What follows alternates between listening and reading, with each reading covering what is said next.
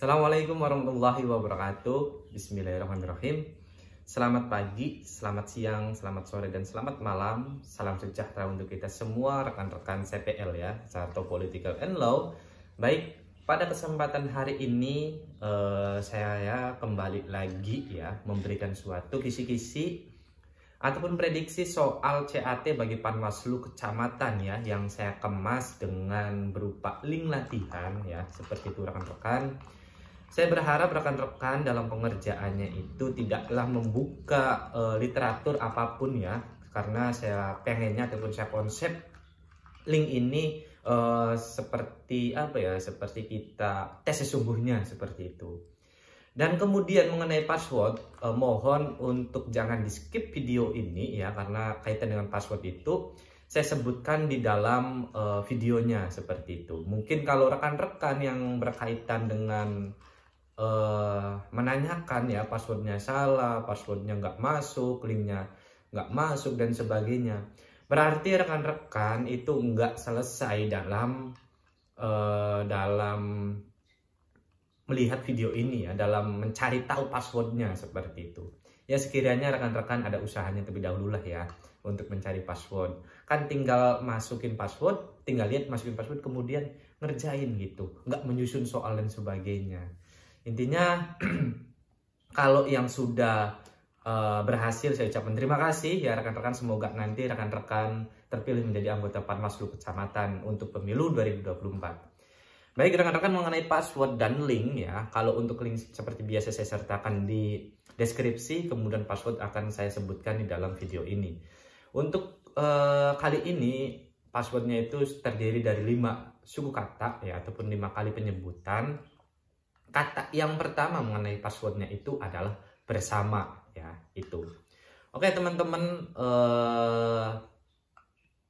rekan-rekan CPL sekalian ya, pada kesempatan kali ini saya juga ingin memberikan suatu kaitan informasi ya, entah informasi ataupun sanggahan ataupun jawaban ya dari saya kaitan dengan video yang kemarin telah saya unggah, kemudian ada komentar ya yang apa ya, kalau menurut saya sih itu ya saran untuk lebih kehati-hatian lagi ataupun lebih ketelitian untuk memberikan suatu soal dan jawabannya seperti itu. Namun apa yang telah disampaikan oleh rekan kita itu di dalam komentar sesungguhnya nggak bisa apa ya, nggak melihat literatur terlebih dahulu dan belum bisa membedakan, sehingga biar jangan gagal fokus ya, jangan gagal paham ya, tolong kaitan dengan literasi mengenai dunia kepemiluan, seputar kepemiluan ya, silakan rekan-rekan baca seperti itu ya, biar jangan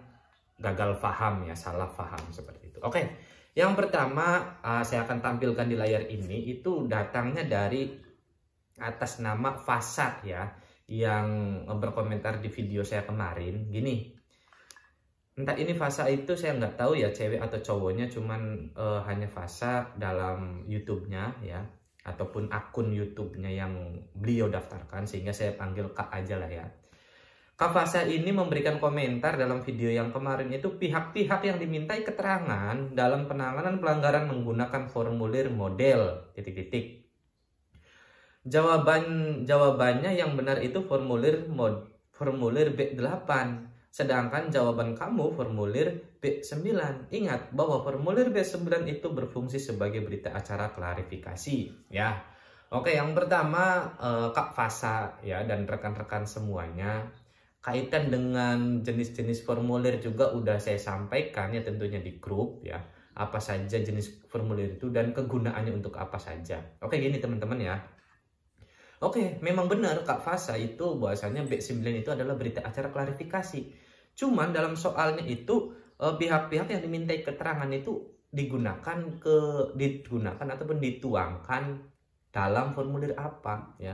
Ketika tim klarifikasi ini melakukan melakukan klarifikasinya ya, memintai keterangan terhadap para pihak, itu pasti menggunakan formulir B9 seperti itu. Oke, kita bahas nih ya Kak Fasa. Berdasarkan Perbawaslu nomor 7 tahun 2018 ya, tentang penanganan temuan dan laporan pelanggaran pemilu kalau nggak salah ya, itu kalau ya intinya buka Perbawaslu 7 2018 ya, di situ di dalam pasal 18 ayat 2 ya, keterangan yang disampaikan oleh pelapor, terlapor atau pelaku, saksi dan atau ahli dituangkan dalam berita acara klarifikasi ya. Sebagaimana formulir berita acara klarifikasi yang dituangkan dalam formulir model B9.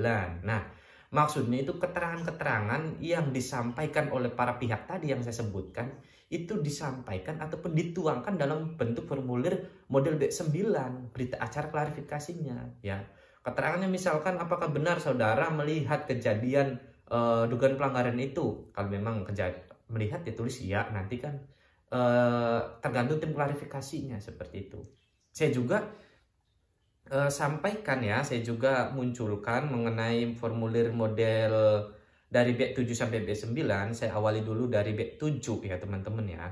Nah di sini B7 itu mengenai keterangan atau klarifikasi di bawah sumpah janji ya. Saya juga munculkan ya formulir, contoh formulirnya di layar ini biar teman-teman juga bisa tahu ya, bisa mengkoreksi bersama. Nah, formulir B7 ini hanya untuk digunakan ketika pengambilan sumpah janji bagi para pihak ya. Pelapor, terlapor, kemudian saksi itu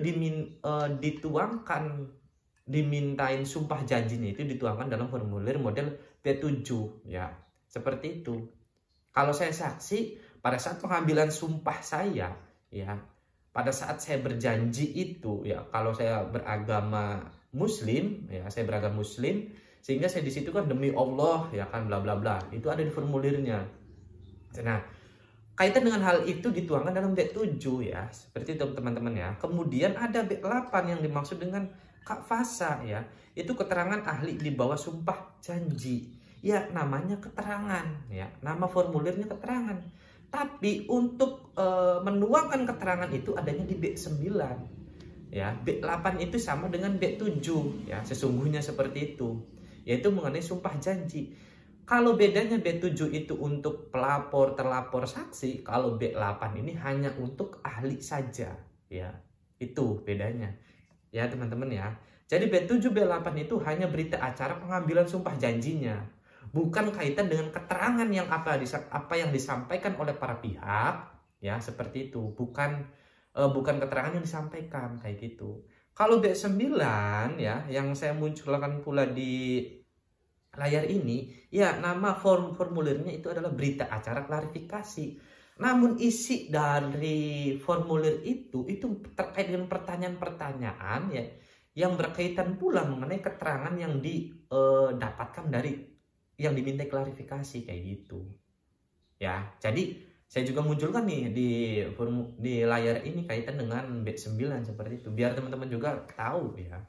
Oke, pada kesimpulannya kaitan dengan hal itu, kaitan dengan pertanyaan yang pertama itu ya, bahwasanya B7 itu untuk sumpah janjinya para pihak kecuali ahli. B8 itu adalah sumpah janjinya untuk ahli. B9 ini adalah berita acara klarifikasi untuk menuangkan keterangan-keterangan dari para pihak seperti itu.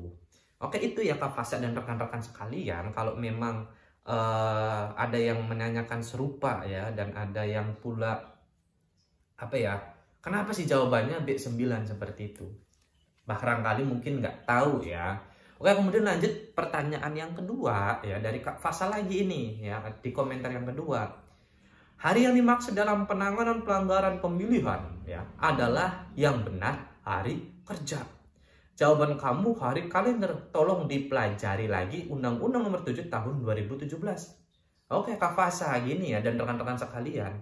Rezim pemilu dan rezim pilkada itu beda ya. Kalau untuk rezim pemilu penyebutannya, kalau untuk rezim pemilihan umum itu disebutnya adalah rezim pemilu ya. Tapi kalau untuk mengenai pilkada ya, pemilihan gubernur, kemudian gubernur, bupati dan wali kota ya, itu disebutnya adalah pemilihan seperti itu. Sebenarnya dalam undang-undang pilkada sendiri itu nggak disebutkan pilkadanya, hanya disebutkan itu adalah pemilihan gubernur, pemilihan wali kota ya, pemilihan bupati seperti itu. Nggak disebutkan pemilihan kepala daerah, enggak. ya. Makanya dalam soal yang saya sertakan itu ya, dan dalam jajaran pengawas pula menyebutnya ketika rezim pilkada itu adalah rezim pemilihan ya. Tindak pidana pemilihan seperti itu. Bukan tindak pidana pilkada, enggak ya. Jadi untuk mengenai demokrasi kita di sini di Indonesia itu ada dua, rezim pemilu dan rezim pilkada. Seperti itu. Pasal yang keduanya adalah Bawaslu ya. Lanjut nih ya, saya menjawab kaitan dengan hal itu tadi untuk prolog pengantar pertamanya ya. Oke gini Kak Fasa dan rekan-rekan, bahwasanya Undang-Undang Nomor 7 Tahun 2017 itu adalah tentang pemilihan umum ya, tentang pemilihan umum, bukan tentang pemilihan gubernur, bupati, dan wali kota seperti itu. Nah, kemudian ada aturan turunannya kaitan dengan penanganan temuan dan laporan pelanggaran pemilihan umum, yaitu Perbawaslu Nomor 7 2018 ya. Di situ dijelaskan dalam pasal 1 angka 34 ya, mengenai hari itu adalah hari kerja ya. Seperti itu. Mungkin Kak Fasa belum tahu ya, ataupun rekan-rekan yang belum tahu, seperti yang saya sebutkan di awal tadi di pertanyaan yang kedua, rezim pemilihan umum atau disingkat pemilu itu untuk pemilihan presiden dan sebagainya ya, pemilihan presiden dan pileg itu kategori penyebutannya adalah pemilihan umum. Kalau untuk pemilihan gubernur, kemudian bupati dan wali kota, dalam nomenklaturnya itu adalah pemilihan disebutnya, nggak ada pilkada seperti itu ya. Mungkin sembari sharing juga ya.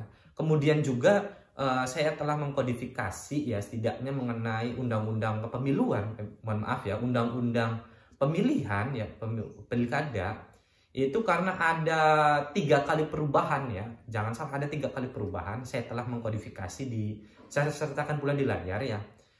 Cuman kaitan dengan perubahan ketiga belum saya sempat untuk mengkodifikasi, hanya baru sampai perubahan kedua. Dimana untuk pemilihan kepala daerah itu ada 4 regulasi ya sesungguhnya. Yang pertama itu adalah Undang-Undang Nomor 1 Tahun 2015, Undang-Undang Nomor 8 Tahun 2015, Undang-Undang Nomor 10 Tahun 2016, dan yang terakhir kaitan dengan COVID yang kemarin itu adalah Undang-Undang Nomor 6 Tahun 2020 ya. Di situ dijelaskan dalam nomenklatur daripada undang-undangnya sendiri itu adalah pemilihan gubernur, bupati, dan wali kota ya. Nggak ada bahasa pemilihan kepala daerah ya, seperti itu. Jadi yang dimaksud dalam soal itu pemilihan itu ya ini pemilihan kepala daerahnya, pemilihan gubernur, bupati, wali kota ya, seperti itu. Kalau Undang-Undang Nomor 7 ya buat pemilu, bukan untuk pemilihan, seperti itu. Ya silakan rekan Mas Fasa, Kak Fasa dan rekan-rekan yang lain bisa di review ya. Kemudian dalam pasal 1 angka 28, hari itu adalah hari kalender. Di undang-undangnya sendiri udah disebutkan bahwasanya hari itu adalah hari kalender untuk rezim pemilihan ya, seperti itu. Kemudian ada aturan turunannya yaitu Perbawaslu Nomor 8 Tahun 2020 ya, mengenai penanganan pelanggaran pemilihan gubernur dan wakil gubernur, bupati dan wakil bupati, serta wali kota dan wakil wali kota ya. Dalam pasal 1 angka 23 juga disebutkan hari adalah 1 kali 24 jam dalam hari menurut kalender ya. Sehingga tadi konteks mengenai rezim pemilihan untuk penanganan pelanggaran itu adalah hari kalender ya. Kemudian konteks dalam penanganan pelanggaran rezim pemilu itu adalah hari kerja, seperti itu ya. Kemudian waktunya juga ada perbedaan. Rezim pemilu itu waktunya 7+7 ya, 7 hari penanganan pelanggaran. Kemudian ketika memang memerlukan data-data tambahan, keterangan tambahan, maka diperpanjang sampai 7 hari ke depan, sehingga 7+7 itu 14 hari ya. Tapi kalau untuk rezim pemilihan, waktu penanganan pelanggarannya itu adalah 3 hari. Dan ketika 3 hari ini enggak cukup, maka bisa bisa melakukan tambahan waktu ya. Dalam arti membutuhkan keterangan tambahan, itu ditambahkan lagi waktunya, yaitu 2 hari. Sehingga 3+2 seperti itu ya. Soal itu juga sekaligus menjawab soalnya Mas Adi Tanaya kalau nggak salah ya, ada juga saya sertakan di layar ini ya teman-teman ya, seperti itu. Kemudian ada lagi mengenai pertanyaan dari Kak Fasa lagi. Yaitu tolong dipelajari kewenangan Panwaslu Kecamatan khususnya pasal 106. Ingat, ini kewenangan, sedangkan soal kamu ada bahasa kecuali ya.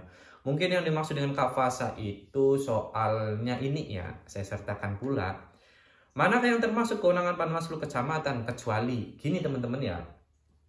Saya berdasarkan pengalaman ya pada tahun 2021 itu muncul suatu pertanyaan kaitan dengan ada makna kecuali tapi yang benar itu satu ya.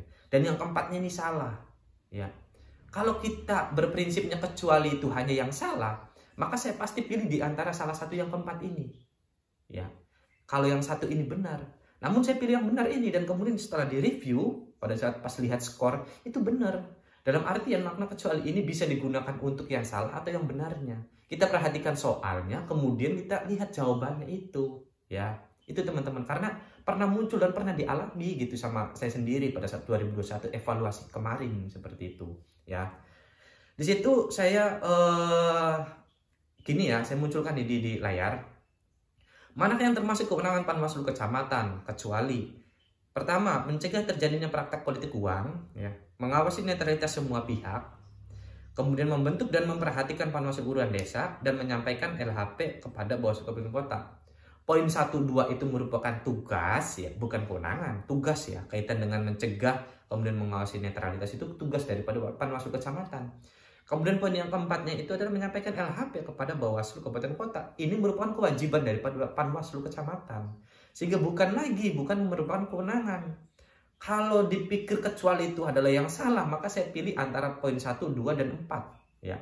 Tapi ada satu soal yang benar kaitan dengan kewenangan dari Panwaslu Kecamatan, yaitu membentuk dan memberhentikan Panwaslu Kelurahan Desa. Nah, itu adalah jawabannya, karena makna kecuali itu bisa jadi yang benar dan yang salah. Itu yang pernah saya alamin ya teman-teman ya. Password yang ketiganya itu adalah tegakan ya. Password yang ketiganya itu adalah tegakan. Seperti itu. Oke, itu ya teman-teman semuanya ya. Kaitan dengan soal yang kaitan dengan kewenangan Panwaslu. Sebenarnya di sini juga poin 3 yang tadi saya tampilkan itu masih kurang ya. Kurang satu kata. Dalam hal Panwaslu Kecamatan itu mempunyai kewenangan membentuk, mengangkat, dan memberhentikan Panwaslu Kelurahan Desa ya. Dalam jawabannya saya hanya membentuk dan memberhentikan saja seperti itu. Ya, ada kesalahan di situ. Itu ya teman-teman semuanya ya, kaitan dengan tugas dan kewenangan dan kewajiban Panwaslu Kecamatan. Oke, kita silakan rekan-rekan juga buka di pasal 105 itu mengenai tugas Panwaslu Kecamatan, 106 itu mengenai kewenangan Panwaslu Kecamatan, dan 107 itu mengenai kewajiban Panwaslu Kecamatan. Tentu ada di Undang-Undang Nomor 7 Tahun 2017 ya, Panwaslu ya, Panwaslu tentang pemilu seperti itu. Itu ya rekan-rekan kaitan dengan tugas kewenangan dan kewajiban bagi Panwaslu Kecamatan. Kemudian ada soal yang terakhir lagi dari Kak Fasa ya. Dan password yang keempatnya itu keadilan seperti itu. Password yang keempatnya tadi, kemudian soal yang terakhir ini bukan soal ya, keterangan ataupun jawaban yang sanggahan saya terakhir dari Kak Fasa lagi itu soalnya dan jawabannya banyak yang salah. Tidak bisa membedakan tugas, wewenang, dan kewajiban, dan kata bahasanya soal banyak tidak tepat sasaran pada jawabannya. Oke, terima kasih atas segala kritikannya ya, Kak Fasa. Saya ucapkan banyak terima kasih nih sama Kak Fasa. Namun ketika memang ada soal yang kurang sesuai dan sebagainya, silahkan pula sampaikan di grup ya. Ini gimana soalnya dan jawabannya gimana kayak gitu ya. Nggak jadi persoalan. Oke, itu bagian daripada kritik yang membangun saya lah, bahwasanya saya juga harus lebih teliti lagi kaitan untuk memberikan penjelasan, kemudian beberapa soal-soalnya seperti itu. Namun silakan Kak Fasa kalau memang dan rekan-rekan yang lain kalau memang ada kekeliruan dan kemudian ada kaitan dengan tugas kewenangan dan sebagainya mengenai soal yang telah dibuat, silakan sampaikan ke saya melalui grup ataupun secara japri ya, seperti itu. Itu ya, semoga penjelasan kali ini bisa menjawab rekan-rekan semua ya, yang diwakilkan mungkin sama Kak Fasa. Seperti itulah ya teman-teman ya. Mungkin itu aja yang bisa saya sampaikan. Mohon maaf kaitan dengan video kali ini agak panjang. Pada intinya saya juga, kita semua sama-sama belajar ya rekan-rekannya. Saya juga nggak merasa menggurui, saya juga nggak merasa paling pinter, enggak ya. Karena kekurangan dan kesalahan tentu ada di diri saya seperti itu. Sehingga mari kita bareng-bareng belajar seperti itu. Dan di dalam WA grup pun ya kita sama-sama belajar. Nggak ada istilah saya sebagai guru, enggak lah seperti itu ya. Kita duduk sama rendah, berdiri sama tinggi. Pada prinsipnya saya seperti itu. Password yang kelimanya adalah pemilu seperti itu. Saya akhiri, terima kasih, jangan lupa subscribe, like, and share, komentar pula. Saya akhiri, wassalamualaikum warahmatullahi wabarakatuh.